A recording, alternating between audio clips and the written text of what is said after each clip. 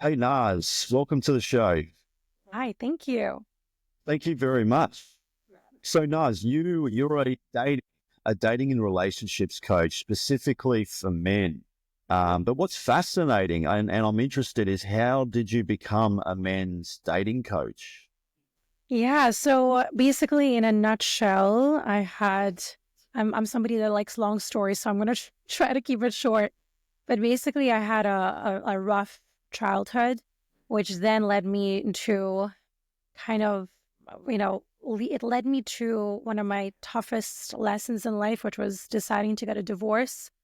Um, and that experience kind of led me into my spirituality because I guess when I was going through my divorce, I went through one of the darkest, like I was at my lowest of low, and it was like everything was hitting me at once. So I ended up, really gravitating towards my spirituality. And once that happened, I then decided from that point onwards, I'm not going to force things to happen because that was my toxic um, trait that I had. I wanted to force things in my life, and if somebody didn't want to do something, I would try to kind of almost manipulate them to make sure that they, do something for me, which is not the way to be. And then I got again because of I self-reflected and realized that stemmed from my childhood and so on and so forth. And so anyway, so from that experience, I then got guided because I got super spiritual, as I mentioned. And then it's another long story that I'm not going to get into, but basically I ended up becoming a matchmaker. And that is when I realized, the way people were dating and what was really kind of holding people back. And I realized it was part of my life purpose. I realized that was why I came here to be. And even if I wasn't a matchmaker, even if I wasn't a dating coach, I do this normally with my friends. I'm always, trying to make people better, trying to figure out what's holding them back. Um, and so when I was a matchmaker, I realized it wasn't just about two people meeting and having a match. It was more than that. It was about, deep inner work, self-awareness. It was about healing those identity wounds that we get from our past, and also truly knowing who you are and what you want, which majority of us struggle with that. And so once I realized that, I actually had one of my clients who was like, "Well, can you coach me?" And I was like, "That's really weird," because I just did a life coaching course just like a month ago, and I was like, "This is like, it's like a force that was pulling me that I couldn't really understand or put it into words." And I was like, "This makes sense." Even though everything was falling apart, I was like in a tornado of the divorce, and it was just a lot. But I was like, this is what is meant to happen. This is why I went through all of my pain and past traumas. And that's what kind of, again, led me into deciding that you know, I need to start my own business. And that's, again, I got led again because what happened was I got a coach that messaged me on Instagram, and again, I was like, this is somebody guiding me, And then that's when I decided to be a dating coach. Sorry, I know that was like my short version. Imagine the long version. So Yeah. that's how And it all do happened. you only work just specifically with men or do you work with women as well? So it's a funny story, but at the very beginning, I was like, I just want to work with women because I'm a woman. I know how we work. And then I realized that it was a lot of men that kept coming to me. And I was like, this is, and then I was like, maybe this is what I'm meant to be doing. And it was a sign because my first client was a man. I had a lot of, men coming to me. And I feel like I work better with men just because I'm straightforward, like I don't, um, I'm just honest. And I feel like men do appreciate that. Sometimes with women, they can be a little bit, a little bit emotional, right? But I feel Yeah. like men can they can take it, So I feel like Yes. I still have woman clients though, but I mainly focused in on men. That's amazing. That really is. Thank you. I probably for the last year, Naz, I've been secretly writing a book about this mating crisis. This is a fascinating topic. I've got some stats here that I've actually put in also into the book. So one of them is we were in the highest rates of sexlessness ever amongst young people. 1 in 3 men between the ages of 18 to 30 hasn't had sex in the last year. 50% of men say that they are not looking for a committed relationship. 50% of women are childless at 30, and there are more women with children than there are without children. Both men and women are retreating from relationships and finding ways that they can justify this. Women are leaning into their careers and men are going their own way. They come up with explanations as to why they don't want to be in a relationship.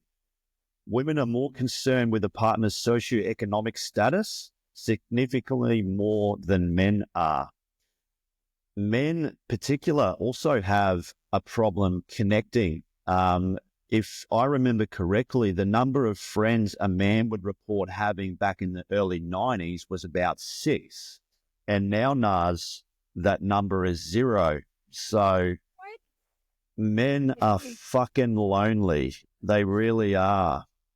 But have you noticed too, working with these men, do you encourage them to try and reach out to friends and family? But also because, that's really important in relationship. For sure, for sure. I feel like there's some men out there that have friends, so they do have friends, but they don't have those conversations. Like they're not able to really hold that safe space for them. Instead, they might, talk about things that are a little bit surface based and they don't really have any depth to them. And so it's always about, you are the accumulation of the 5 people that you surround yourself with. So if you're going to be hanging around with people that are, talking bad about women, or they just have bad habits, it's going to rub off on you. So yeah, for sure, having friends. And also recently I had one of my clients who he, and it's really sad, he didn't speak to his mother. It started from COVID, by the way. So this was a bit of a longer story, but it started from COVID. He has no contact with his mom because they had a big blow up. And, he has no friends, and he just goes to work, comes back, spends time with his dog, and then goes back to sleep. Yes. And it's tough to hear that people are they're just existing. They're just surviving without any connection. And then, for me, my main thing as a coach is before I even work with you with dating, because that's one thing I learned with matchmaking. It's not just about meeting people, but it's about connecting with yourself firstly as a man, and also having community, making sure you're able to speak with people about your problems instead of just suppressing it and, holding it in. So. Yeah. We're living in interesting times too, Naz. We are the most connected than ever digitally. We are most connected. This is how you and I connected. It's remarkable. It's so amazing. And yet we are so disconnected. We are so disconnected from reality. I was in a shopping center probably a year or so ago, and I just remember 4 people were just literally sitting within close proximities. All of them were just on their phones doing this shit. I'm like, what the fuck is going on here? I know. Yeah, I think we've really lost touch of how to connect.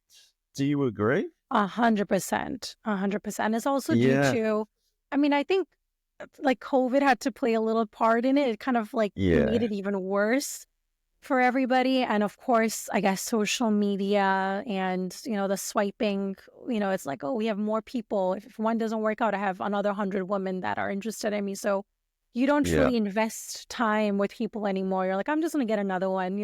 There's more trains that are coming through. So yeah, for sure. Did you hear Bumble and Hinge? Their stock prices have just plummeted. People are now just getting off the dating apps. Yeah. People are just sort of fed up with the dating apps and trying to meet in person. What's really interesting too, Naz, is 86% of women say that they want the man to make the first move, and a different study suggested that 50% of men are afraid of making a move on a woman for being seen as creepy. So you have a world where women still want men to approach. Men are a little bit scared to approach because they don't want to be another Johnny Depp Amber Heard case. They just want to be Me Too'd, or another Jeffrey Epstein, Harvey Weinstein case. Women are terrified for their safety. Men are also terrified because they're worried about, also being blasted on social media. But from your experience, Naz, what do you generally think women want in men? What do women want in men? So firstly, I just want to say about that, what you just said about women, I feel like women really are dying. Like there's never has been a time where women are dying for attention from men. And so if there's any, like if you're ever in doubt, don't be in doubt. The worst thing she's going to say is, I'm not interested. I don't find you attractive. Okay, cool. Thank you. Have a great day, whatever. It doesn't have to be this big build up and big thing in your head. So sorry, you asked what are women looking for? What do women generally want in men? For sure. So the first thing that women are looking for is security. So they're looking for financial and emotional security. So with emotional security is about knowing that you're enough. You don't need to pretend. You don't need to put an act. You don't need to seek for validation. You don't need to constantly seek for validation over and over again. So a woman is looking for that, a man who's secure and confident in his worth.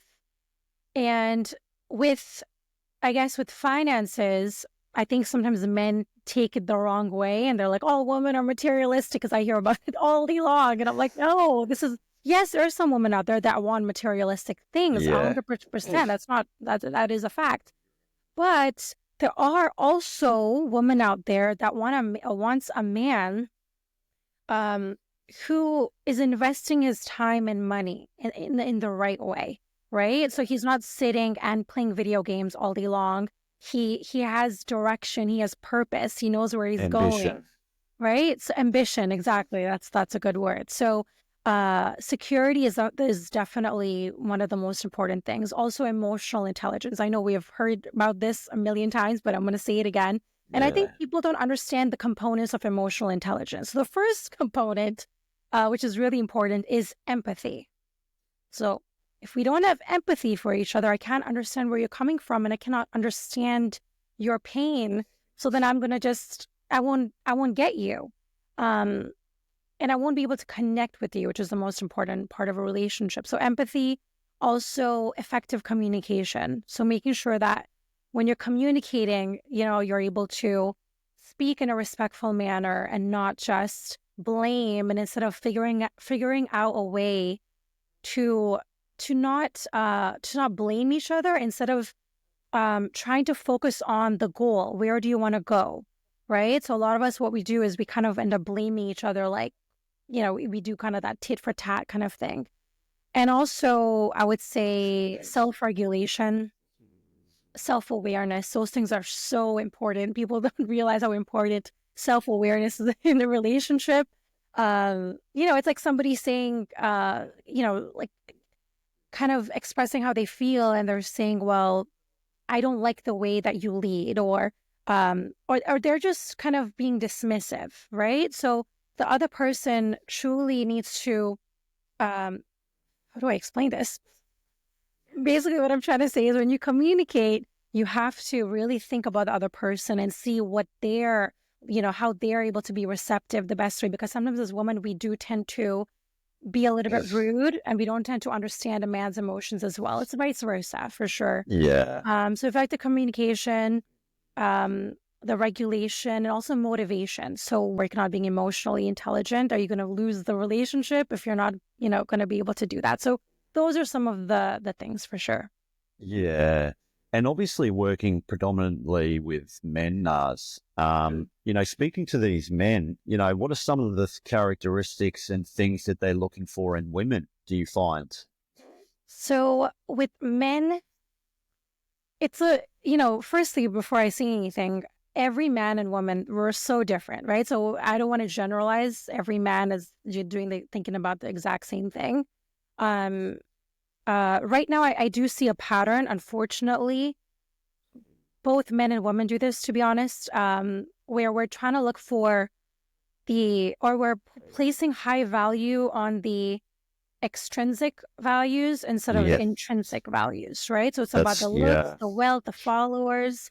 But what about the integrity of the person? What about the character? What about the respect, emotional intelligence, all the respect, all of these kind of things? We're just whatever. We don't that's care so about it, right? true. So Yeah, that's definitely one thing that I would say. But I would say men are looking for, the first thing I would say is attraction, but also depth. So they're looking for a woman who's able to engage with them, not only physically, but emotionally and mentally. yeah, yes, So, so I would definitely say that as well. Also, loyalty and strength.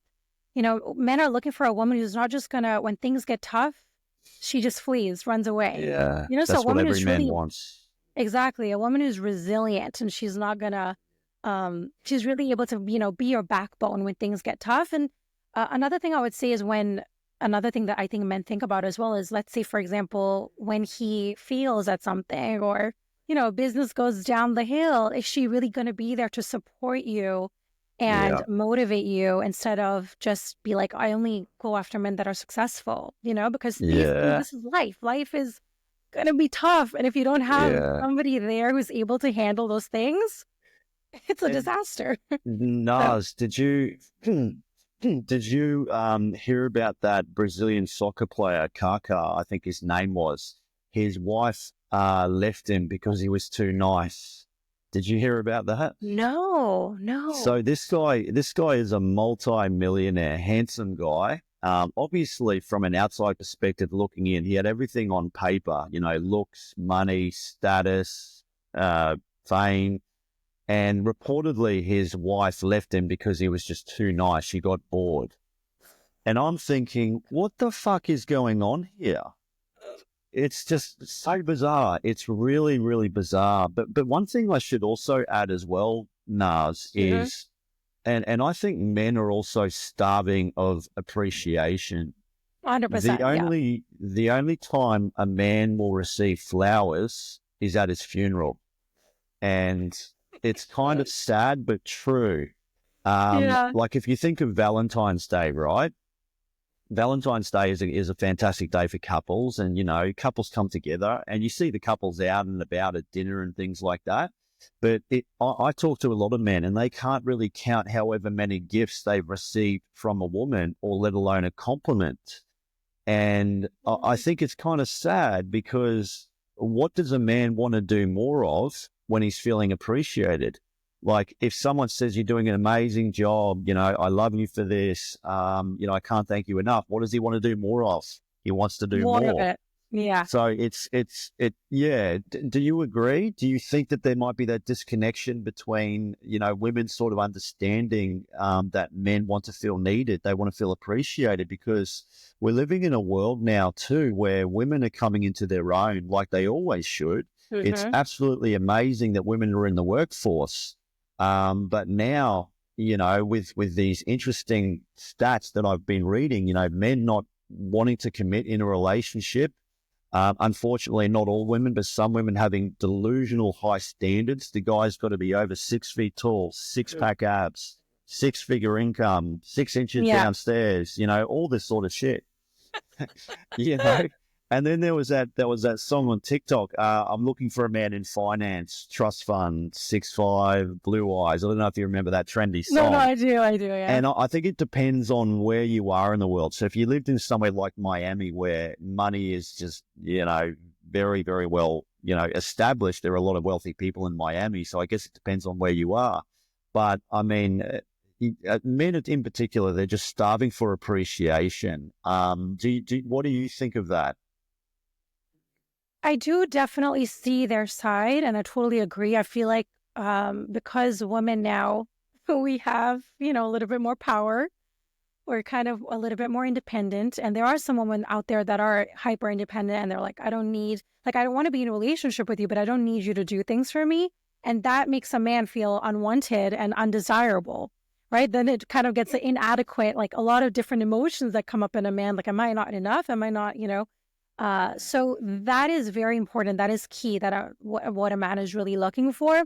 I personally, when I'm working with my clients, I tend to kind of, because the thing is, right, there's going to be women out there that are looking for superficial things. There's going to be men Yeah. out there that are cheaters, that are liars, that are narcissistic. So these people exist. But our job, what I tell my clients at least, is not to focus on these type of people, because they are no matter what. The more you talk about them, the more it's like your reticular activating system, right? So True. Yeah. the more that you focus on something, you want a Tesla, you keep seeing Teslas everywhere, you know? So focus on what you want. What is your goal? I want a woman that is truly honest, loyal, compassionate, really sees me for who I am. All of these kind of great things. Focus on those things. But yes, I do see also where men come from, where I feel like women as well, they do need to work on their awareness and emotional intelligence for sure. Yes. So how can we cultivate more deeper and meaningful connections in relationships?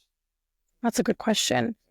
Deeper, well, firstly, I would say is to practice vulnerability and honesty.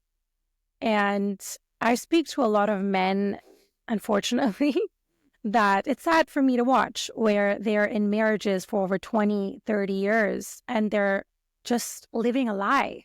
You know, they're living in these marriages where they're not really being honest about, I'm not really attractive to my wife anymore. You know, there are all these different things, or I'm talking to other women. There's so many, lies that are happening in relationships, and that is where the disconnect happens. But then I guess some of the men do stay instead of actually growing and confronting the truth. So practicing vulnerability, and it's not just about like it's not about being vulnerable every single day. You know, it's not just about crying and being emotional. That's not what it means. So one thing I would actually suggest, and I've heard a lot of therapists talk about this, is if you're in a relationship, choose one day a week. Let's say a Saturday, where for 1 hour you're by yourself, maybe the kids are away, whatever, and you have a cup of coffee, you read your newspapers, whatever. That is your time to speak up. Hey, you know what? Something in this relationship, I'm feeling a bit off in this area of the relationship. That's when you can speak up. And I think that is it's really important to be honest in those moments. And I was also going to say one more thing, practice vulnerability, honesty. And there was one more thing that it'll come to me as we go along. Yeah. You did mention vulnerability. So I listen to a lot of other podcasters. So I love Chris Williamson. I don't know if you know Chris Williamson from Modern Wisdom. He's been on Joe Rogan and things like that. So he's very well known. He's got some really good material, but he talks a lot about this whole dating space as well. There's a lot of guests he's had on the podcast. But one of the things I remember him saying is men have to earn the right to express their emotions. So there are a lot of men out there that worry if they become vulnerable with their partner that she'll lose attraction for him, even to the point of crying. So, and I always say, like, I don't mean like crying like a little bitch every day, because or your girlfriend turned your PlayStation off, so you're going to cry over that, just silly things. But like if it's really serious, like, he's really struggling, or there might have been a death in the family and he sheds a tear, and that woman doesn't know how to receive that and uses that in the wrong way, or maybe she might weaponize it and use it against him in a future argument. There are a lot of men that really shut down. And if you think about this too, Naz, who do men really want to turn to when times are going tough? They want to turn to their romantic partner, So men have to earn the right to express their emotions. So Chris Williamson goes on to say, like, the reason why Brad Pitt can cry on camera or cry in general is because he's Brad Pitt. He's built his value up. He's earned some manly points, if that makes sense. There was Chris Bumstead. So he was a 6-time Mr. Olympia bodybuilding champion. He's like this Greek god. You look at him, you're like, fuck. It's pretty amazing. But he reportedly cried in his girlfriend's arms. But there are a lot of dudes online that really worry about opening up to their partner because society says be more open, be more vulnerable. And then women, unfortunately, might see that and see it as a sign of weakness. You can't protect me when times are going tough. But how can a man show vulnerability, even crying to his partner, without fear of it being used against him in the future? Yeah, that's a really good question. The first thing I would say is dating. Have difficult conversations when you're dating, right? This is your chance to really see, is this woman truly gonna have safe space for me or not? Because a lot of the times when we're dating, we're putting our best self first. We're putting our representative, not our true self. For me personally, if a man is emotional, it's like, I love it, because to me, it shows that you have the strength and courage. To me, I find it super sexy when a man is able to do that. Right? That's great. So, and if a woman is unable to do that, that means that she lacks emotional intelligence. She's unable to really hold that safe space for you. So the first thing I would say is, when you're dating, you have to watch out for patterns. If you are talking about something that is emotional, that is really deep, is the woman going to lean in, or is she going to dismiss you and walk away? Or as you said, what is that word you just used? Kind of put it against you. What's that word you just used? Weaponize it. Weaponize it against you. Yes, that's it. So you have to notice this at the very beginning. Instead of what, as I just mentioned, we kind of get in the relationship, and then you're wondering, am I able to be am I able to be my full authentic self, right? And those questions should not be coming up when you're in the relationship, because that is when you need to already have that figured out. Like, this woman is somebody that I can be my, most authentic self with. Yeah, it's difficult. It's really hard, Naz. Like, I've had some amazing relationships, and there's only one woman that I can remember very well where I was able to actually expressively show, vulnerability, even cry. And what was interesting was she loved me more for it. But yeah, it's a sticky slope, because society says to men, open up, be more vulnerable. And then when they do, they only get it thrown back in their face. And unfortunately, Naz, you look at mental health and what's going on right now, men have a high rate of suicide. 70% of all the suicides are men. 1 in 3 men between the ages of 25 and 44, between that peak window, is when they're most vulnerable, is when they're feeling the pressure the most. Wow. Which is really fascinating. So, it's heartbreaking to hear the tragic suicide statistics. It is. But I think men also, not only are they ashamed for showing emotion, because we're so obviously, supposed to be that protection, that provider, that stoic, rock. We kind of want to be that mountain for the woman's emotional waves to crash into. But a relationship is a two-way street. It requires both parties to do the same. But what can women do to create a safe space for a man that's going to be vulnerable? Yeah. The first thing I would say is to listen. As women, and I am one of them, so I'm not going to lie about it. I have and I know I'm a coach, but when I'm in a relationship, I do love to talk, and I'm a little bit of a yapper. So it's just about having, again, that's where the awareness comes from, right? Like, noticing, okay, he looks a little bit down. He looks a little bit, he's not his full authentic self right now. So let me just give him a little bit of space. And when you feel like it is the right time, that is when you maybe connect with him and you ask him, like, hey, how's it going? Like, do you need something from me? Like, that's why it's really important, emotional intelligence. If we don't have that, you can't be in a relationship, right? So that's one way of working on that, listening. And another thing I would say is that whenever, a man, especially when you're, starting to date, and he does show a little bit of vulnerability or a little bit of emotion, instead of dismissing him, or instead of, again, as you said, weaponizing that against him or making him feel, less manly to open up, instead of that, you kind of accept those emotions and allow him to be in that, and create a safe space for him. I think that is really important for the man to see, because then he's like, okay, so she is able to hold my emotions. And so the next time I'm going to maybe cry a little bit more, like show my full self, right? So it's just about having awareness, honestly. That's one of the most things. And I think too, it sort of comes back to emotional intelligence. And I think if a woman's emotionally intelligent, to me, she's able to understand her own intelligence. She knows how to regulate her own emotions. She understands empathy, as you described earlier. She understands how to reflect, sit back, listen, acknowledge what the person is saying. She understands that, she can sort of empathize from that person's perspective.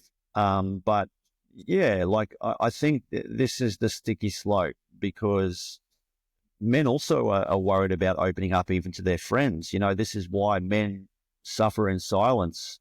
Men are 3 times more likely to kill themselves compared to women. And it's just so damn sad. But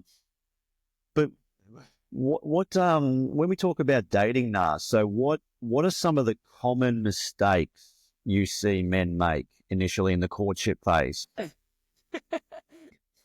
Yeah, the biggest mistake that men make in dating, I would say the first one is, I know this might be a little bit controversial, and that's okay. But this is what I notice with men. This is what I notice as somebody I just love observing people. It is talking badly about women. So whether it be social media, to their friends, and it's kind of like you want to be rich, but you keep on talking negatively about money. So what happens is then the universe, the cosmos, whatever you believe in, it sees that you don't truly value the money. You're not really energetically ready to receive it. So you're going to get the opposite of that, which is women that are toxic, that are materialistic, that are not interested in you. So it's kind of, to me, it's very similar. Money and relationships, it's your energy. Okay? And also it's kind of like they're blocking the very thing that they're dying to have. So they're basically, it's like cognitive dissonance. Their actions are doing one thing, their words are doing the other. So that's one thing that I would say. Also, the mistake is not learning from your past relationships. So not taking accountability. Coming into dating, which is one thing that I always noticed with men, is that, I mean, not all men, but the men that I work with, is that they would kind of blame the woman. The woman is the reason why I hate women now. I'm single because of women. It's like, no. Let's go back and see what her soul came into your life to teach you about yourself. Because everybody comes into your life. For me, my ex came into my life for me to be this version of myself. If he didn't do that, I wouldn't be this confident person, this real, authentic, genuine person. I would still be that person that was hiding behind I would be having a facade. So it's just about learning, what is a lesson, and then really taking it to your next relationship or the person that you're with. So that's one of the biggest mistakes. Also, I would say, what's another big mistake that men make in dating? Is, I mean, there's so many, but another one I would say is they talk too much about themselves on dates. But again, these are men that are, there's different type of men. That's why I want to be honest with you guys. Some men, they don't do this, right? But there are other men that could be a little bit more on the superficial side, or they could just be insecure or nervous. There could be so many different things happening where they're not truly getting to know the woman. They're not really asking her deep questions. So they are, again, in the interesting mode. They're trying to be interesting. They're trying to show, oh, I have a car and I have a house and I've done this and I've done that. But to a woman, if a woman is really connected to herself, like, to me, that's not attractive. I'm not going to find that attractive in a man. I really like a man who's like able to say, hey, this is, a couple of things I'm doing, and then ask a question back But sometimes men do it, they don't ask a question back and they're just talking about themselves. So those are the two, I would say, the top two mistakes. I mean, there's so many more, but those are the two that are coming on top of my mind right now. So Yeah. So how can men attract better, more compatible partners? Because if you look at dating apps, they're not doing too well. People want to meet up in person. You've also got men that are hesitant of yeah. approaching women in real life because they're so afraid of being shamed or blasted on social media, or being another sexual assault allegation. And yet you still want women. Women still want men to approach. But how can men attract better partners? Where can they go? Like, people say you should go to church, find pursue a hobby. And, I think it becomes a lot more difficult as you get older because, friends and family, they get married or they move away, and things become difficult. And I think before social media, how did we all used to meet? We used to meet through friends or family, or, out wherever. But how can men better attract better quality partners? That's a really good question. The first thing I would say, in order to attract a good partner, and again, I'm a bit on the spiritual side. I'm not going to give you a regular answer. But the first thing I would say in order to attract a healthy partner is to heal those wounds that you have from your past, the baggage it's like a string that is holding you back, that you're not able to really move forward and find that person. And also it's, I don't believe it's scientific fact. Your magnetic field, that needs to be, you need to heal yourself, and you need to truly align with who you truly are, with your soul. That is where all the meditation, journaling, all of those things that people love to talk about, those things come in. And apart from those things, I would say clarity. So clarity is really important. A lot of men, when I talk to them, I'm like, what kind of woman are you looking for? What is your dream? And they're like, I don't, like they're not clear on what they want. And if they're not finding what they want, they get a bit defensive. That's the word I use. So they try to kind of say, oh, I'm not dating right now, and I'm really good right now. I'm just chill. I'm going to go with the flow. And so for me, it is all to do with the mindset. I am somebody that goes in with the mindset, because a lot of people, I've seen them meet their soulmates on a dating app. I've seen people meet their soulmates at a coffee shop. So to me, it depends on your energetic level. So that's the first thing that I would really focus in on. And then secondly, I would say, is to change your environment. If your environment doesn't change, you're not going to get what you want in your life. And that's one thing I needed to learn, because I was somebody who was kind of doing the same things over and over again. I do love having the same breakfast over in the morning, So if you're going to one coffee shop, try something else. And get yourself outside your comfort zone, because a lot of people were doing the same things over and over again. And another thing I would say also is, a lot of men, I feel like they box themselves in.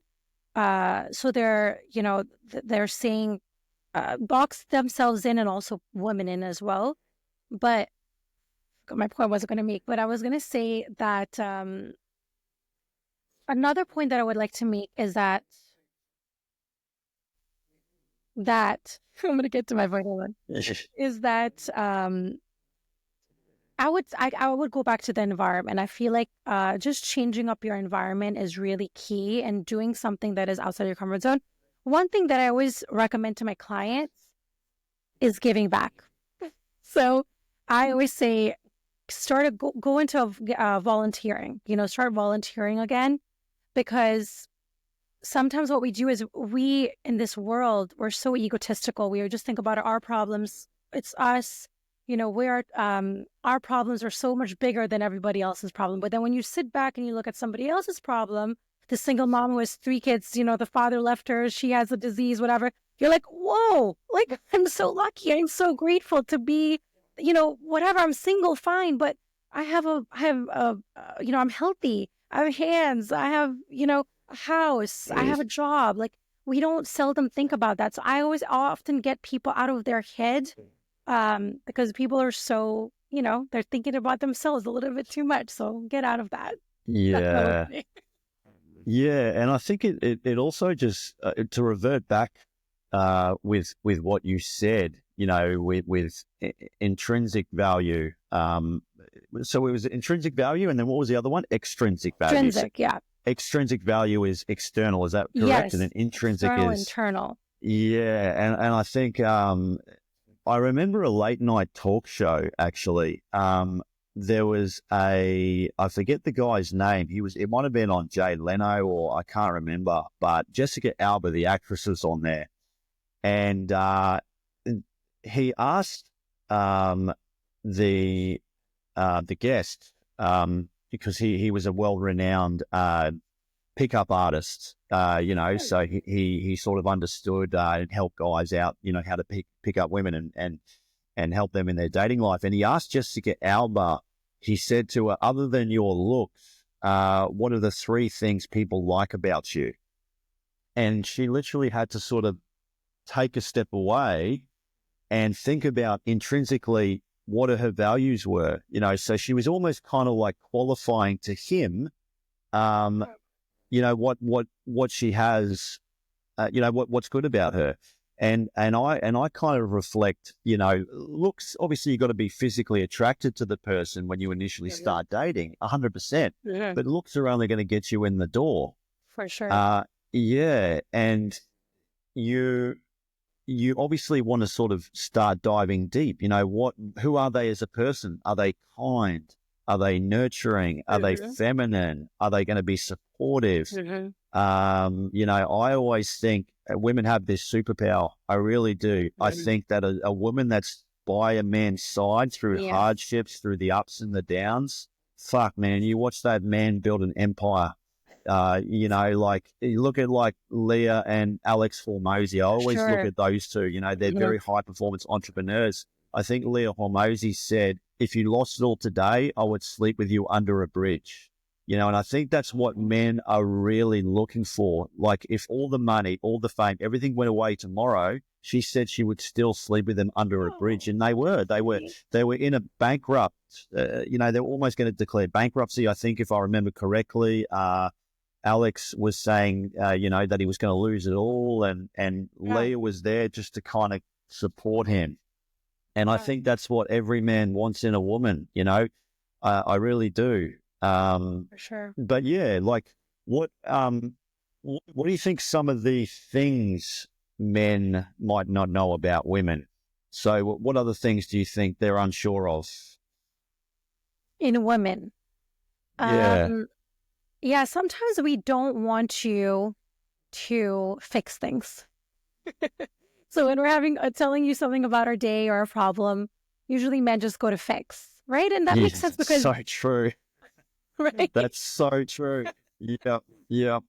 So we just want you to be present and really listen to what we're saying. And if we want, and that's why I always tell my clients as well, when you're having these conversations, ask, do you want some advice, or are you looking for me to just be there for you? Right. So then you have that, then she's not like, why are you telling me this advice? I don't really need it. So instead you just prime her and, okay, what do you need from me? Right. Yeah. So I would say that is one of the most important things. Yeah. So that definitely would be a really big one. And also another one I would say is that women appreciate consistent effort over grand gestures.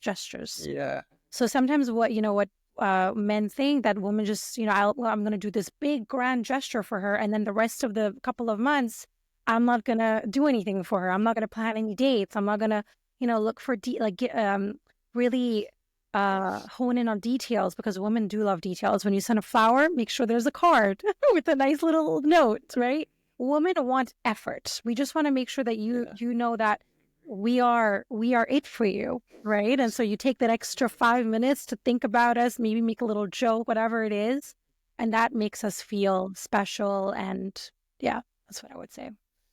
Yeah, it's interesting what you said regarding when a woman says, look, I just want you to listen to me. I don't want you to fix it. I just want you to listen, because it's so true. Men, we're very much, we're problem solvers. If we Yeah. see a problem, we want to fix it right there and then. And I've done this in the past too. Like, I've had partners where they've said, look, I don't want you to do anything. Just listen to me. I just want you to listen. Like, I just need a vent. Yeah. But it's interesting how you said that. You said, if you can sort of ask the questions, okay, yeah, I'll listen. What would you like me to do? Do you want me to listen, or do you want me to come up with a solution? Mhm. Like, I think it's just really verbalizing Yeah. and articulating your words and what your partner is going through. Mhm. And then also, what do they want? What's the end result? Because men always want to find the end result. We For very sure. much just want to fix everything. Yeah. Because you're But logical, right? You're black and well, white. So I we get it. really are. We are so logical. And I know women are very emotional, which is amazing. Mhm. They're very emotional. They're in touch with their feelings. But yeah, we are very, very logical. We're we're very straightforward. And I think sometimes too that can be also a disconnection, because women say what they feel, men say what they think. So sometimes they can be a bit of a disconnection sometimes, For and I'm sure. not saying all women, say Yep. what they feel, Mhm. but I'm saying that there is, men that obviously express, what they're thinking, and then Mhm. women will express what they feel. But how about heartbreak? Heartbreak fucking sucks. It really does, no one likes getting their heart No. broken, but if someone is going through a breakup or they're heartbroken, how long should they wait before entering a new relationship?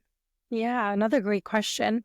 I would say, honestly, healing is it's person to person. It really depends on how that person handles it and what sort of relationship was that. Was it a long-term marriage? Were you just dating her for a year? Was it a toxic relationship?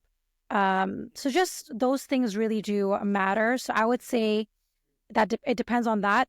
And also, I find that with a woman, they go straight into the healing. They go straight into like, okay, after the breakup, they want to heal. With a man, I feel like, and this is just what I've seen, okay, maybe not all men do this, but they're a little bit in denial for a little while. They're like, nope, this can't be happening. I'm going to try again. I'm going to keep on trying. I'm going to keep on trying. While the woman, she's already gone off. She's gone to a different country. She's partying. She's having fun. While the man is sitting there, like thinking about it, which it's just I don't know why this happens, but I feel like men do this quite a lot. So to be honest, I would personally do the work, as I always mentioned, heal, take accountability, know what you've done wrong, and once you feel like you're not just gonna go into dating and then talk bad about the other person, I think that's your sign to start dating. But I would say wait 6 months. That's what I Yeah. would say. 6 months to a year. Find yourself, find what you have done wrong in that relationship, and then Yeah. date yourself. You don't have to always, date. And you never know that. It's always the time where people are not stressed about dating. That's what I realized is when people don't care about it, they're like, I'm done with this. That's when your soulmate comes, right? It's Really? just an energetic thing. As soon as it's a law of detachment, as soon as you detach, boom, it's right there. Yeah. It's kind of like, I love that quote by Wayne Dyer, infinite patience leads to immediate results. Oh, wow. I haven't heard of that. That's Yeah, great. that's one thing I keep Yeah. thinking about. So, I like that. That's a great yeah. quote. Yeah. So what are some of the signs men should look for to know if a woman is interested in him? Yeah, another great question. I would say firstly, I mean, we speak about this a lot, but body language, eye contact, smiling. I'm a big, like, if I feel like if I like you, you're gonna see I'm gonna be slapping your arm a little bit. So So the that's one touch, thing. breaking the touch Yeah, a little barrier. touch. So you're gonna notice it a little bit more. She's gonna be more leaned in, um, into you. What else do women do? They're gonna make, um, they're gonna make an effort with you, right? So they're not gonna cancel plans last minute because they truly, when they do that, I feel like they're not really interested in you. with a woman, if she's really interested and invested, she's going to take the time to clear everything out with her girlfriends. Hey, I've met this amazing guy and I am going in, you know? But with a woman, if she's not attracted to you or there's something going on, maybe she's in a relationship, I don't know, there's so many things, then she might make up excuses. And with men, Yeah. sometimes what they do is men stay in for a little bit too long than they should, you know, hoping that, oh, maybe one Yeah. day she'll come back. But it's like, no, like she's just not interested. And another thing I would say is she's going to ask you meaningful questions, deep questions to truly get to know you. You know, she wants to know your childhood, your personality, all of those things. So that means she really is interested and she wants to invest into you. Yeah. So, I mean, many men too, Naz, they find it incredibly frustrating in the courtship phase of dating, especially when women play hard to get. It's frustrating, and guys do it too. I actually blame the guys. I think maybe guys started this, and that's why That's a women good do one. it. That's what I reckon, anyways. But what should you do if a woman's playing hard to get? Should you mirror their behavior? Most definitely not. Do not No. mirror behavior that you do not like. Like that's like, you know, do not ever let somebody else's behavior or the way they're acting affect how you show up, right? So for me, I feel like when you're mirroring behavior or you're doing this tit for tat, which I feel like a lot of coaches and social media, I feel like I keep seeing this, where it's like mirror behavior, let him chase you. It's like all of these games. Love is It's not, frustrating. Yeah. there's no games in love. Like it doesn't make any sense. Yeah. So what I would say is that if you feel like a woman is playing hard to get, again, it depends now on a lot of things. How long have you been dating? Are you guys seeing each other, or is she just like totally not messaging you? There's a lot of things, but one thing that I would recommend, and I always say this, is to set the tone, set a boundary, right? So I would send a message, which basically kind of states like, hey, I really enjoy getting to know you. I really want to move forward with you, but however, I'm looking for somebody who truly wants to move forward and wants to connect. If you're not in that space, I respect that, but this is just me being clear with you. So, what are your thoughts on that? So it's kind of like just setting the standard, like I'm looking for somebody to connect with. And then she's going to say, you know what? Yeah, like I'm not really, into this or whatever she's going to, open up about. And that's when you get to see her mentality, like where, Yeah. is she, what's going on in that mind. So yeah, that's what I would say personally. Yeah. Have you found too, Naz, that because you did say that you know people that have met their soulmates on dating apps, but would you suggest more meeting people in person as opposed to digitally? Yeah, for sure. To be honest, I tell people to just be open-minded. So don't just focus in on dating apps, meeting people. I would still suggest have a dating app, have boundaries with your dating app. Because I think the reason why people get so burnt out on it is because they're constantly on it and they're like spending 2 hours on it. And that's going to drive you insane because then if somebody rejects you, again, it's going to hit your confidence, So you're going to, it's not that great for you mentally. So I would still have it, to be quite honest. I would probably have Hinge. Hinge is, I think, my favorite dating app. Just based on, my clients. I see a lot of great people on there. And I would also suggest to meet people in person. That's one thing, you can focus in on meeting people in person. So I would say 80% meet people in person and then 20% have that, you could still use your dating apps.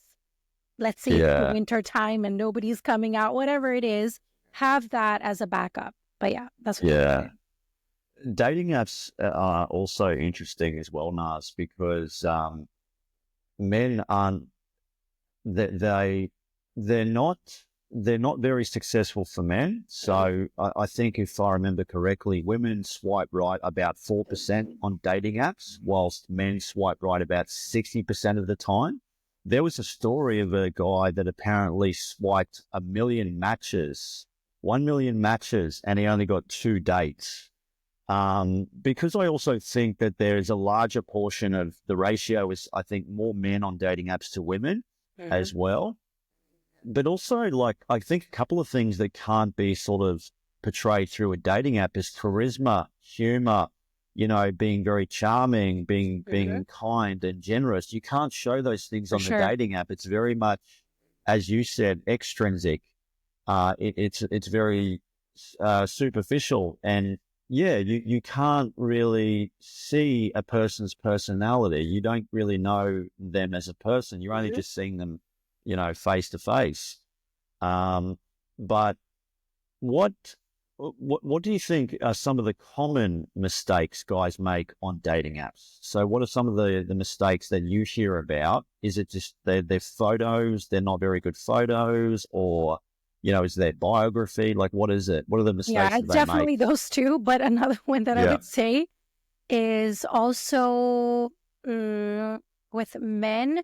Now, this is something that I've noticed quite a lot, is that people or men, let's talk about men, they're not portraying the truest version of themselves. So, for example, I want to go back to another one of my clients just to make it just makes more sense, I think, when I say a story.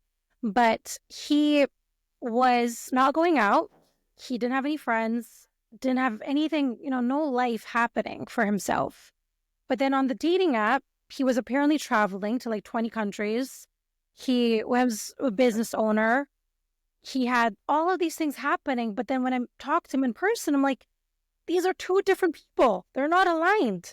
So that is what I'm talking about, is like you have to be your true, I guess being authentic is I guess, it depends on, a lot of different factors, but just align with who you are being right now.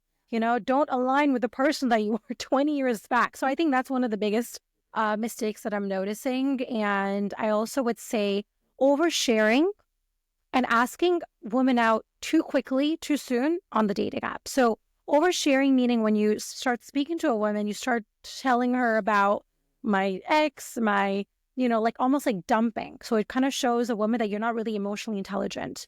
Because then also like, do you just share this with everybody? So again, as I always go back to, women want to feel special. So that's one thing. And then going back to oversharing and, what was my other point that I made? I said asking them too soon out on the date. So like the other day, I was talking to this to another client, and I was looking at the messages that he was sending, and I was like, so what sort of questions do you ask? Because that's my biggest thing with men. They're not really asking deep questions. So he's like, yeah, I asked her about her pet and about the place that she traveled, and like 2 or 3 questions, and then boom, let's go out on a date.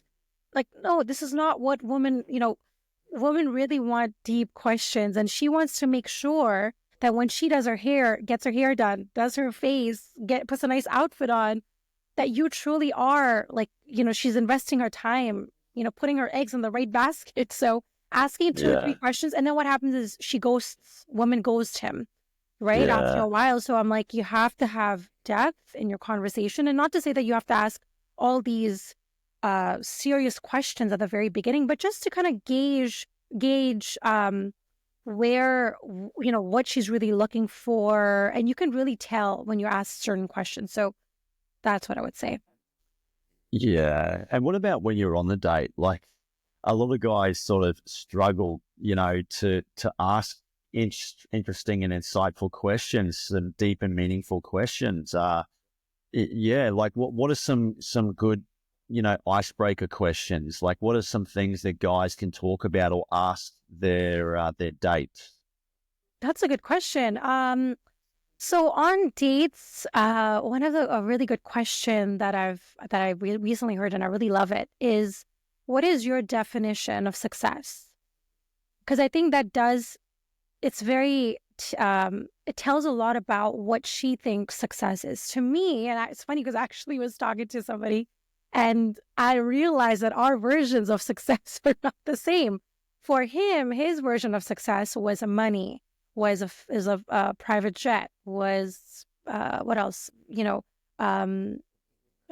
He said something else that was really materialistic. But anyways, clothes and bags and all these kind of things. And to me, that's not success to me. What I find the definition of success is how at peace are you truly are when you wake up in the morning?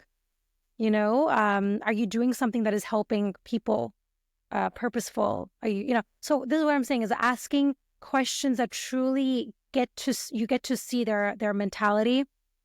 And also another question that I like to ask, and I'm sure I'm going to butcher this up, because, we have those generic questions, like, where do you see yourself in 5 years or whatever? But I like the question, kind of like, what was your dream as a child? And what are you doing with that right now? Like, how are you incorporating that in your life right now? So just truly seeing, is this somebody that is truly, she's really passionate about her life? Is she really doing something that she genuinely loves? So yeah, I would probably ask those two questions. Yeah, that's great advice. Yeah, I like it. I like that. What about nice guys, Naz? Do nice guys finish last? Yeah, I mean, I don't think they finish last, but either they're going to be lonely, or they're going to attract a toxic woman. So, Yeah. because unfortunately, they don't have boundaries, Yes. right? And a woman Yes. can't trust a man with no boundaries, because if you don't have boundaries with people, then I don't know what you're doing out there. That means you don't have integrity. Yeah. You don't really value yourself. I can't trust you as a man. I can't trust your leadership. So it's so many different things that a woman can't, she's not going to feel safe and secure in that relationship, which is one of the most important things that you need in a relationship. So unfortunately, nice men, and I speak to them quite a lot. I speak to men who are in relationships, and I see that they're a nice guy. And unfortunately, their woman is taking advantage of them, or they know that, it's a toxic relationship. They keep walking on eggshells, but they keep on staying. They don't want to face the truth. Yeah. And so yeah, that's one of the things that I would say for nice men, unfortunately.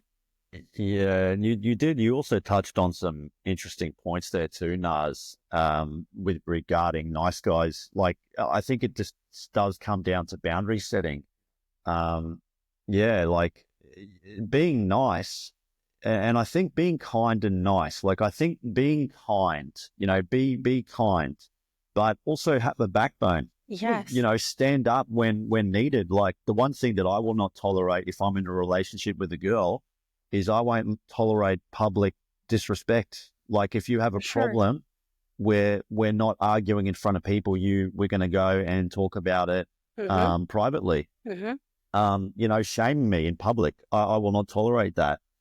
And I think it's just setting those kind of parameters initially from the start. I think it's just being really sort of open and yeah. Do you help men? Do you help men that are considered nice guys develop a bit of a backbone? Like, what are some of the things that you try and teach them to implement into their relationships? Yeah, it's a good question.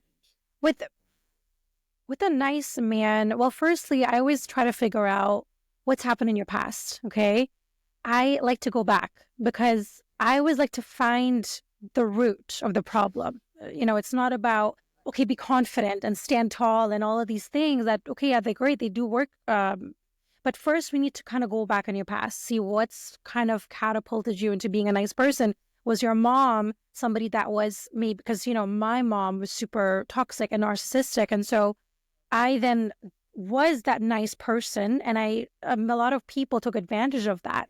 And so figuring out, why is he nice? So always kind of going back into your past. And then secondly, another thing that I would say is, again, kind of figuring out who you are, what are your values, and kind of getting your identity back in check. Because a lot of nice men, they don't even know what they want. They don't know who they are. They don't know what they believe in. They are just following. They're followers. And you cannot lead in a relationship if you're not, if you're constantly following and you're changing the way that you speak in different rooms. That means, again, it goes back to integrity. So for me, I'm all about going back in your past and figuring out your truth. What is your truth? And then again, there's a lot of other things, going back to role playing. Let's say you're a little bit hesitant to kind of speak up, then I'm going to be that person who's going to, we're going to mirror back each other. And men do need that sometimes, I feel like, because it's all about repetition and practicing, especially if you're somebody who's a little bit timid and you're a bit of an introvert. and you're scared of confrontation. So just Yeah. learning how to converse without getting super nervous about it. So Yes.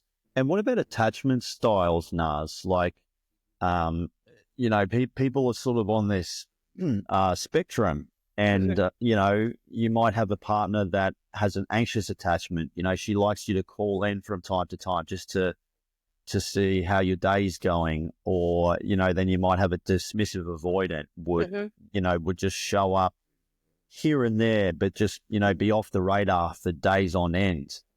But when people come together, how can they better self-soothe themselves, reassure themselves that the relationship's okay, but how can they come together to help one another? If you have an anxious attachment and an avoidant attachment, like what are some of the strategies that you would implement? yeah, great question again. The first thing I would say is when you're in a relationship, you have to communicate about, again, your past, right? So I have a bit of an avoidant attachment. And this was me, by the way. I had a bit of an avoidant, disorganized attachment style. So making sure that we are able to communicate that to one another. And then we need to also ask each other, like, hey, can you help me out with this? Especially if somebody is like, um, avoiding that topic. You need to understand, okay, this is somebody who is a bit avoidant. So what can I do in this case? With an avoidant, they basically are fearful of closeness, right? Yeah, They want their independence. So making sure that, okay, he needs his space right now. Let me just give it to him, right? And also helping each other through it, helping each other heal and working on it personally. But this definitely happens quite a lot where the avoidant tends to attract the anxious. And yeah, again, if you again go back, I like to go back again a little bit, is this usually tends to happen because these attachment styles have been created as a child. So yes, how your mother kind of attached to you is what you are basically seeking out in your relationships, right? So if your mother she kind of abandoned you, um, when you were a child, then you tend to kind of you kind of seek that in your relationships as well, right? But then it kind yeah, of hurts you in the long run. So the first thing I would say is communication, and then make sure what do you both need, right? Like the anxious needs soothing, like you just mentioned. So they need to figure out ways when they're getting into that, that phase of like, I need a lot of love, la la la. Try to soothe yourself and work on yourself. So definitely a bit of yeah. awareness and communication. Yeah, yeah. I had a bit of anxious attachment a long time ago, and it required a lot of work, just to Mhm. sort of to really sort of hone in and work out what was going on, because that stems from childhood. Um, so what are the steps that someone needs to do to fix their attachment style or their issue? Like how do they work on themselves? How do they, because I think you mentioned meditation and journaling. These are great tools, to implement. 100%. Yeah, meditate. Well, firstly, again, I mean, it's always about figuring out why you are the way that you are. So, what is causing you to have this anxious attachment style or avoidant? Um, and then I would say healing that, right? So, healing, as I said, is a very different person to person. Some people might need 1 year of work on themselves. Other people might need 3 months, and then they're good to go in the next relationship. So, really figuring out, um, it depends person to person. But after you figure out why it's happened, you need to kind of get into, as I mentioned, getting an alignment with your soul. So really figuring out um, what you truly, um, I would kind of say, yeah, meditation is one of the biggest ones because that is where you can kind of regulate your nervous system. Because a lot of the times why we get dysregulated or we have this anxious attachment style is because our nervous system is dysregulated. So there's a lot of different things that you do in the morning time, which is what I always recommend my clients have a morning routine. Spend that 20 minutes, 1 hour. Like my routine is an hour and a half. It's really long, I know. Wow. Yeah, so I really love, and that's one of the reasons why I've been able to do what I do because I was somebody who was super, depressed, anxious, nervous. I couldn't even walk on the street. Like it was really bad. Um, and also another big one I would say is subliminals. Subliminals has changed my life.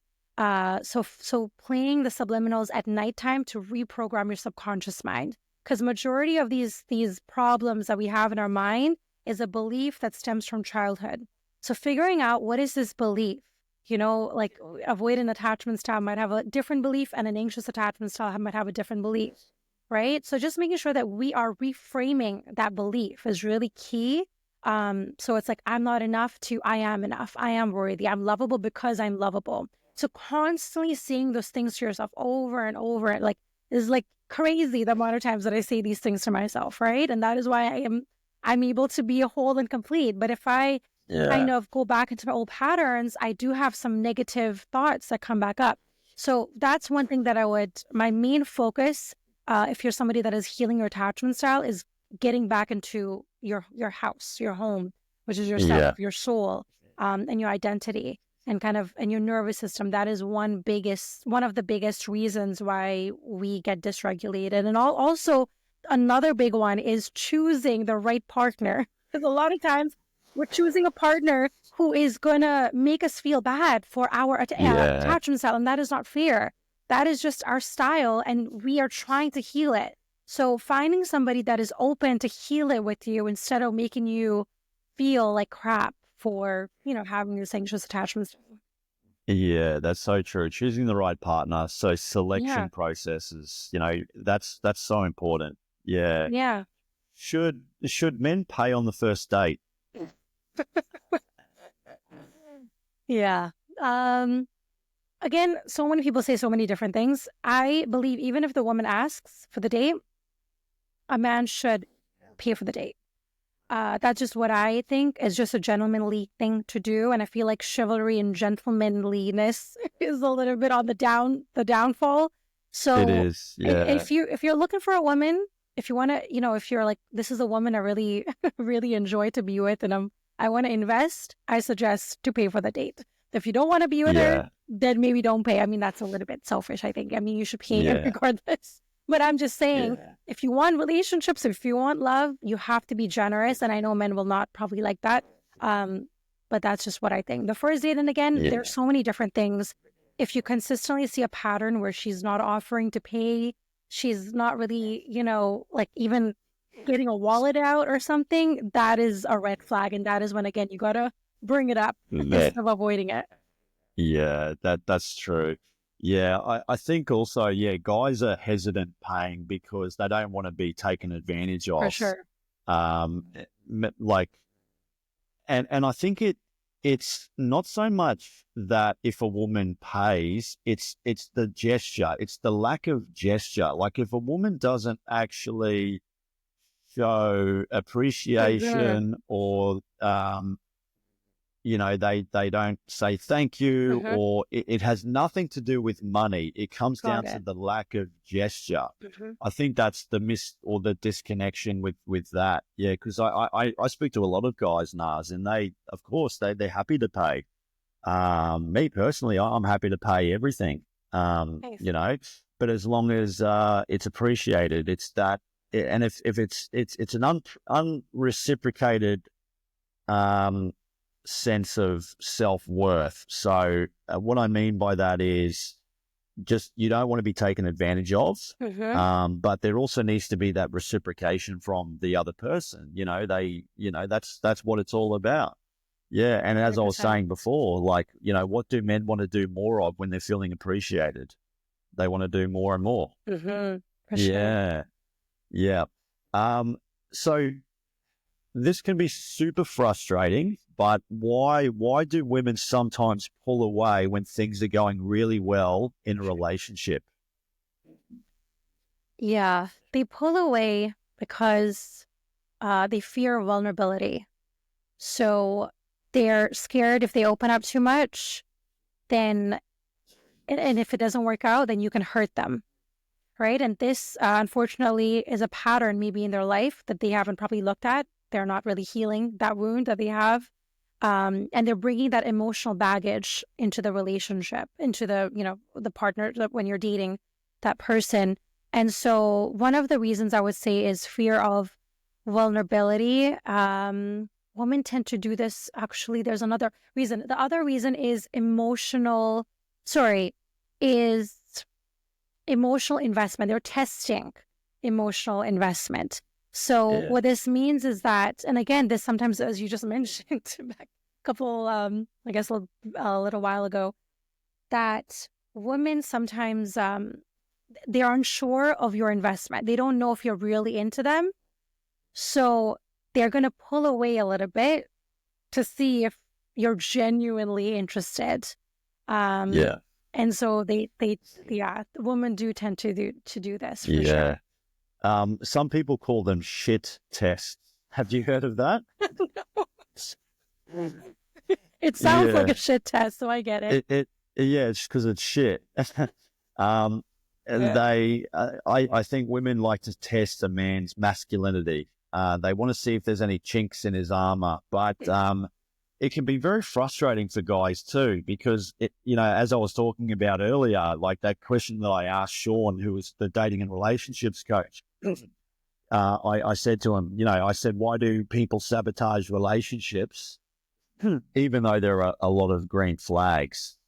You could be the most loving, caring, kind, supportive, emotionally intelligent person, and yet, people will sabotage that. And it can be very frustrating for guys too, especially when a woman pulls away. But I think it, as you were talking about, it stems, I think it goes back to one, setting boundaries. Say, hey, look, I'm not too sure how you were raised, but this is how I raised. This is my values and things like that, and just articulating your point of view. But it can be so frustrating, and I wish there's no fucking roadmap for dating. There really isn't. There's no like they don't teach you this stuff in school. You have to figure this stuff out. It's long, it's arduous, it's painful. And I mean, love is pain. Yeah. I mean, it really is. Sometimes it can be painful. But what do you think is the reason behind women testing men in relationships? So if we call them shit tests, as you mentioned, they just want to see your interest level and see how interested you are. But is it also just testing a man's masculinity? Is he going to be a good provider? Is he going to be a protector? Is he going to be able to be a good dad? I want to make sure he's a safe bet, because if I do decide to bear his children, I want to make sure he can regulate his emotions. And, that this might be why women test men. What do you think? Again, I really think it depends on, I need to see the situation of why, what's happening, because sometimes I feel like also, women, what's that saying? Like women are from Mars and men are from Pluto or whatever. Something like that, we perceive things different, like women are seeing different things. And when men might have a different, they might articulate things a little, they might see things in a different way. So I need to first see what's happening, because, every situation is so different. But I personally think that she could have seen signs where she was like, as you just mentioned, it could be a bit of masculinity. It could be a bit of, is he really committed? Or another thing is that sometimes men tend to say things, great things, just to get something out of you. And this has happened to me quite a lot, unfortunately, where I'm like, and one thing I learned about dating is like, stop talking, like you can talk, but I'm somebody who tells you everything. I tell you exactly what to do to get me, which is not the way to go. You should actually, it's good to communicate, but what I do is I will tell you, like, I want a man who's spiritual, and then what is he going to do? He's going to be spiritual. He's going to like, I'm God-fearing and all of these things. And then later down the line, you realize, oh, wait, he kind of is a bit of a liar, and things are not aligning. So honestly, it could be a lot of different things. Either she could just not be interested in you, and she's, instead of confronting, is also need to realize, like, women, a lot of the times when women confront men and they say, I don't like this about whatever, men tend to get a little bit aggressive, or they tend to say, hey, you're a slut anyways, or whatever. They get a little bit angry about it. So then women, sometimes they don't want to be upfront and honest and speak their truth in dating because they're like, okay, well, it's just been a week anyways. Like, why do I have to give him a full And honestly, that's happened to me once. I did it once. I mean, it's a long story, but basically, like, I was speaking to a guy and he was like on a phone. It was one call, like a really while back. And he was like, I know this is like, it has nothing to do with this, but I'm just going to say it anyways. And he was like, I really like you. Like, I want to be exclusive with you. And I was like, this is the first call. Like, how can I be? There were so many red flags popping that I never spoke to him. Like, this is ridiculous. And then he was sending me his children's pictures and all these other things that kept coming up. And I was like, this is, it felt a bit stalkerish. So this is what I'm saying is like, sometimes women, they might be afraid to say something. And I think for a woman to see if you're truly masculine and you're emotionally intelligent, I really hope that this is not the test she's using, because you literally are going to find out nothing about the man. What you're really going to find out is when you're going through a tough time or you're emotional, and then you see, okay, how is he handling it? What is his coping mechanism? So this technique, if a woman is doing it, it's not working. It's not going to tell you anything about a man. Yeah. So, yeah. I don't know if I answered the question. No, definitely. No, 100%. Do you think men are intimidated by a woman's success and independence? So there's an interesting stat, Naz, that men in a committed relationship, if their partner out-earns them financially, he's 50% more likely to use erectile dysfunction medication, which is mind-boggling. I'm not too sure if you've heard of that. Yeah, so...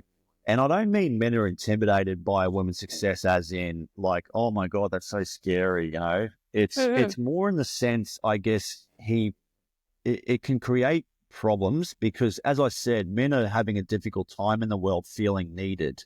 They don't feel wanted. They don't feel needed anymore. This is why men are opting to not even pursue women anymore. They just don't feel needed.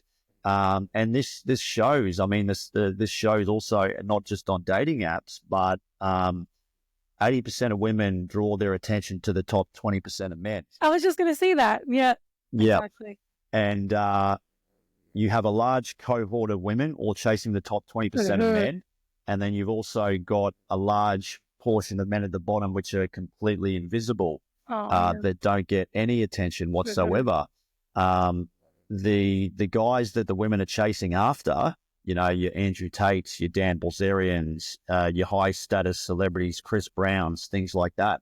These guys, the super high value guys, have a wealth of options. They have the pick of the litter. They can just, do whatever. And unfortunately, they tend to use and discard some of these women. The women that date the guys at the top end up resenting all men, and then you have a large portion of men down the bottom that are just completely invisible and say, hang on, I'm not anything like those guys. You haven't even seen me. I haven't even had a chance with you. But yeah, like it's difficult. I find it very, very difficult, especially for the average guy. But what about independence and success? Do you think men are intimidated by a woman's success and independence? I don't think so. I can go so many different ways, to be quite honest. To be honest, there's some men out there, let's just be real. I've been with some that are a bit insecure. So that person, one of my exes, I guess, whenever I try to shed my light, he try to dim it down. He try to make me feel small.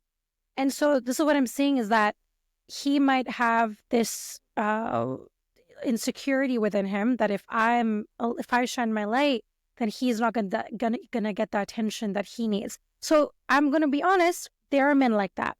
But I feel like a man that is truly secure in his worth. This is why I always go back to women are looking for secure men that know they're worthy, that know they're enough. So if you have a man that is, yes, he might be short. He might not be the richest man in the world or whatever, but he has a personality. He's funny because I know one of the biggest things that men come to me with where, women only like tall men, but I'm like, I've been on dates with shorter men than me. and they're not a millionaire, you know. And I actually find men, I don't know what it is, but it's like, I mean, I probably do know what it is, but men that are attractive, and because I speak to them all day long, you know, men that are attractive, they have $1 million business, whatever, they have fancy cars, they're tall, attractive, all of this kind of things, but I don't find them attractive. You know what I mean? So, and they, Yeah. you know, just gonna be honest, they ask me out for dates or whatever, dinner, coffee, and I don't find them attractive because I need depth in the relationship, right? So it's like really knowing, figuring out the value for the man, knowing what he brings to the table. Because a lot of the times we're so stuck on where we need to measure ourselves as men. We're like, you know, Chris Brown's here and I'm down here, so I'm never going to find a woman. And yes, there are stories where men are struggling, and I'm not going to ever, you know, dismiss that. And yes, it is difficult, as you mentioned. But what I'm trying to say is, I'm always going to say this, is focus on what's good about you. Focus on your value. Focus on what you're able to bring to the table. If you have a good Yeah. personality and you're funny, you know, and you dress well, you smell good, you know, you have for me, eye contact is big. Like if you have Yeah, eye that is. contact, that is sexy to me, you know? Other things we can work on. But again, I'm a different woman. You know, like I'm Yeah. different. And other women are different, right? So Yeah. so yeah.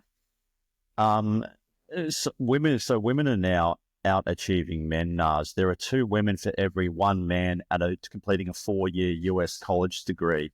Women on average in the UK between the ages of 21 and 29 earn 1,111 more pounds than their male counterparts. Right. 78% of women say that a stable job is something important for a partner to have. Women, as I said, are more concerned with a partner's socioeconomic status, significantly more than men are. If you have a world where women are attending university at higher rates and more successful in employment than men are, at least between the age gap between 21 and 29, is most people are perhaps looking for potential partners. And yet a big detriment for a woman's attraction, not all women, but most, is a partner's socioeconomic status. Where's he going? His ambition? Is he going to be able to provide? You know, and unfortunately, I think too, as women sort of climb up through their own hierarchy and competence, they further shorten down the pool of eligible men. There's just not enough of these guys to go around. And what happens is you start to see more casual dating. You start to see women sharing men. You know, so which is crazy. But I also read another stat, actually. I think I might have put it in here too. And this is just insane. It was, so I can find it. Yeah. So the average man between the age of 18 to 30 in the US spent 2,000 hours playing video games and watching porn. So from an attraction point of view, that is not a good predicator of a stable person. So what has a guy got to do to really stand out, to become more appealing and more attractive to the opposite sex? Oh, that's a big one. I mean, stop watching porn and stop playing video games. It's very simple. Yeah. So, sorry, what was the question again? How to be more attractive? Sorry, say that again. You said it so well. How can a man be more? How can a man be more attractive? So, and I think also it shouldn't. And this goes back to what you were saying before too, Naz. It should be intrinsically studied as well. What are my values? Who am I as a person? Am I kind? Am I generous? Am I caring? And I think we, you know, properly vetting, but also, I think, as you mentioned, just keep it simple. A guy, you know, be well groomed, have a shower, make sure you're not smelly. But also, like, just being able to be a good conversationalist. You know, some guys are socially awkward and get nervous on dates, and they might mumble their words. But you know, what would you suggest for a guy to become more appealing to women? Should he hire a dating coach? As you said, hire a dating coach. Should he, dive into entrepreneurship? Should he start a business? Learn the trips and the trades of what it takes to run a business, because you're going to learn skills. It's all about people.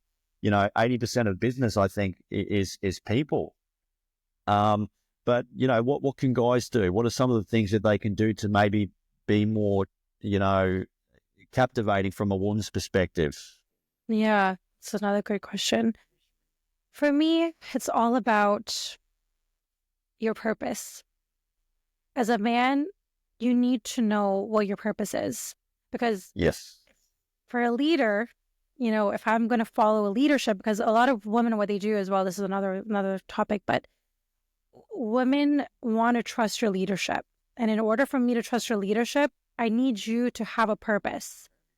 I want to do this in the world. I want to start a business, whatever it is that you want to do. It doesn't have to be following a man, following steps. Like, it doesn't have to be any of that. It's just like, do something that your soul came here to do in the world. And so from a woman's perspective, I find that, and women find that super attractive when a man has direction, he has goals. And sorry, I had to bring up this point about porn because you wanted, and actually, because it's really bad. Yeah, it's really bad. Course, and I Yep. had it. I had that one. It was one of my main points with which men are not going to like. But if you go do the proper, do the research on porn, the amount of effects, and I want to be brutally honest, I watch porn, right? So I had to work with it myself. But there's so many studies that shows that when you watch porn, it actually is a reflection or kind of, it relates to impotence.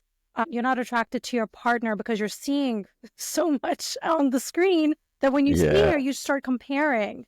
There's so many downsides to porn. And it does really affect relationships. And I hear about it all the time where men are saying, I'm not attracted to my partner, but I don't know what to do. I haven't, I've been sleeping with her for 3 years, but I'm too scared to say anything. I'm like, what? Like, I would, if a man ever came to me and said, I'm not attracted to you, and I've been sleeping, like, that would literally be such a betrayal, because to me, okay, anyways, that's a whole different story. But basically what I was getting to was, how can a man be, so don't watch porn, find your purpose, invest time. Actually, no, forget the investing time. Have a routine. Okay, that's one thing that I would say for men. Like, we always think about the big steps, like start a business, do this. But it's like, for me, success comes when you make little improvements each day. So it doesn't have to be, get a dating coach and do this. I mean, that would be great. That would be really amazing for you. It will actually get you there faster, 100%. Because what a coach does is, I'm going to mirror back to you your procrastination. Because a lot of people say, yeah, I'll get there. I'm going to do it. I'm going to see. And then another 10 years pass by and you haven't done anything. But yeah, so basically I would say is a morning routine. If you want a proper answer, have purpose, stop watching porn, and have a morning routine. Wake up at 5 a.m. Okay? Connect with yourself. It could be meditation, journaling. And I know some men will say, I don't need to do that. I don't tend to agree. I think you need to find somewhere where you're able to switch off the social media and the screens and just connect with yourself. Yeah. I'm super spiritual. I believe that God is all within us. And so you need to listen, not even to God, but just your higher self. And there's so many, there's so many ideas, there's so many things happening around you that you're missing because you're too busy just rushing through life. And I need to go to work. I need to, make this amount of money, whatever these things, which I get it, because as men, you guys have been programmed to provide. And I understand that. But I would suggest, have a morning routine and do 1 or 2 things each day that is going to push you to your goal, to your purpose. So. Yeah. No, definitely. Yeah. I love that, Naz. I think, and I think purpose it's thriving, it's motivating, like it's what gets us up in the morning. For sure. And I think that's the reason why a lot of men are just feeling disconnected, is because they don't have purpose. As I said, they're just finding a really difficult time feeling needed in the world. And as I said, men, I think, just want to feel appreciated. And, it's true. The only time a man will receive flowers is at his funeral. I can count a handful of compliments, some significant compliments that people have said to me in the past. I can remember them very well. And I'm sure it's different for women. Women are obviously constantly bombarded with compliments on social media and in the world For and through sure. their friends. But the average guy just doesn't get any appreciation or compliments. So I think we still have a bit of work to do in that sense. For I sure. think men and women need to come together. We're a team, and we raise a beautiful family, and Yeah. that's how society's always run. But where can people find you, Naz? So you're on the socials, you're on Instagram and TikTok, and you got a YouTube channel? Yeah, I have a couple of different things.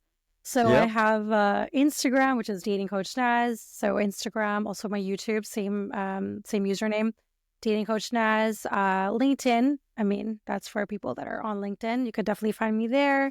And TikTok as well. I'm not too active on there, so I would probably focus on my YouTube and Yeah.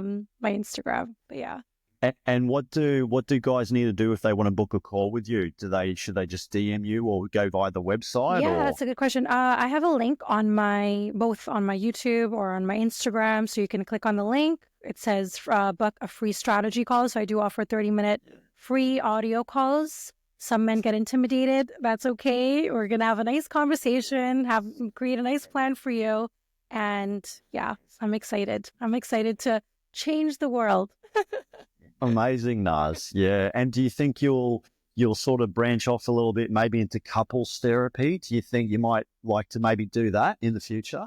I thought about it because I did get couple offers, to be honest. But yeah, for now, I think I'm good one-on-one. Yeah. So predominantly just working with men, or you're happy to work with women as well? I do work with women as well, for sure, Yeah. sure. But I'm Yeah. focusing just on men for now. But yeah, I do have, as I said, I have women clients all the time. So Yeah. Amazing, Naz. Naz, I could talk to you all day about dating and same. relationships. It's just it's a fascinating topic. A lot of people really like the idea of love, and we've all been in love. We've been there. We've been heartbroken. We've had our atrocities and tragic events, and it sucks. But this is the whole thing of life. Sure. It's just molded people into who we are today. But it's a fascinating topic. I find it very, very interesting. But no, I wanted to thank you again for jumping on the podcast, Naz. It was a Thank good talk. It you. was a good conversation. For sure. Thank you for having me. I appreciate you. Awesome. Thanks, Naz. Thank you.